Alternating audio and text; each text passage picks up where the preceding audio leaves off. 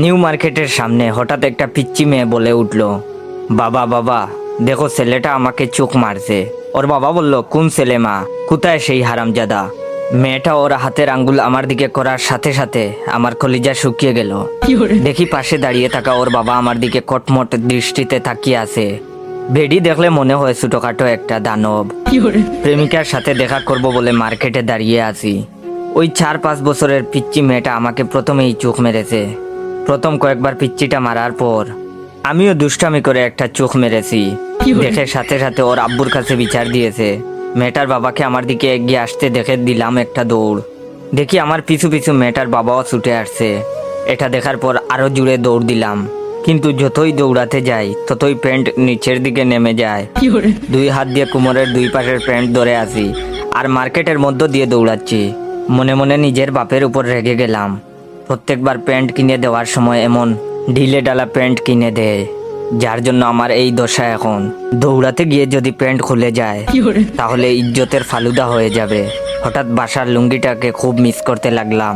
লুঙ্গি পরে দৌড়ানোর মজাই আলাদা, বাতাসের প্রবাহ খুব কাজে দেয়। হঠাৎ সামনে প্রেমিকাকে দেখে কলিজা আরো শুকিয়ে গেল। আমাকে দৌড়াতে দেখে ও টাইটানিক সিনেমার মতো 2 হাত মেলে দাঁড়িয়ে রইল।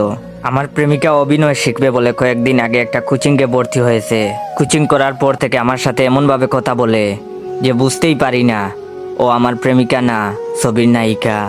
ওর কাছে পৌঁছেই বললাম, চলো এখান থেকে পালাই, না হলে মায়ের একটাও মাটিতে পড়বে না। আমার কথা শুনে প্রেমিকা বলে উঠল, না না না, এ হতে পারে না। তোমার সাথে প্রেম করব বলে আমি 7 সমুদ্র 13 নদী পার হয়ে তোমার কাছে ছুটে এসেছি, আর তুমি কিনা আমাকে বলছো এখন থেকে পালিয়ে যাব। ওই শয়তান রাজা আমাদের কিছুই করতে পারবে না। আমাদের ভালোবাসার কাছে ওর অশুভ শক্তি পরাজিত হবেই।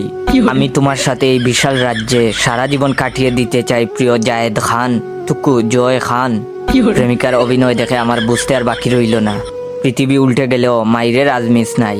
এর মধ্যে দেখি মেয়েটার বাবা প্রায় কাছে চলে এসেছে। প্রেমিকাকে বললাম, তুমি আমার সাথে যাবে কিনা? প্রেমিকা দেখি আবার অভিনয় করে বলে উঠল, এ জীবন যদি চলে যায় যাক, তবু আমি এই রাজ্য ছেড়ে কোথাও যাব না।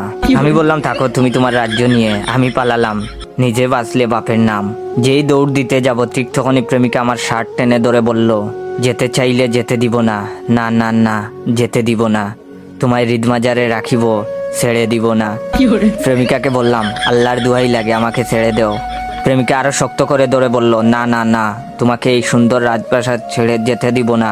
এর মধ্যে পিচ্চি মেয়েটার বাবা এসে আমাকে ধরে ফেললো। কোনো কথা না বলেই নাক বরাবর দিল এক ঘুষি। চোখের সামনে কয়েকটা জোনাকি পোকা দেখতে দেখতে ফ্লোরে পড়ে গেলাম।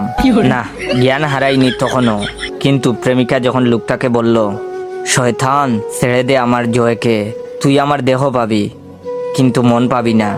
বিশ্বাস করেন ভাই, এই কথা শোনার পর আমি জ্ঞান হারালাম।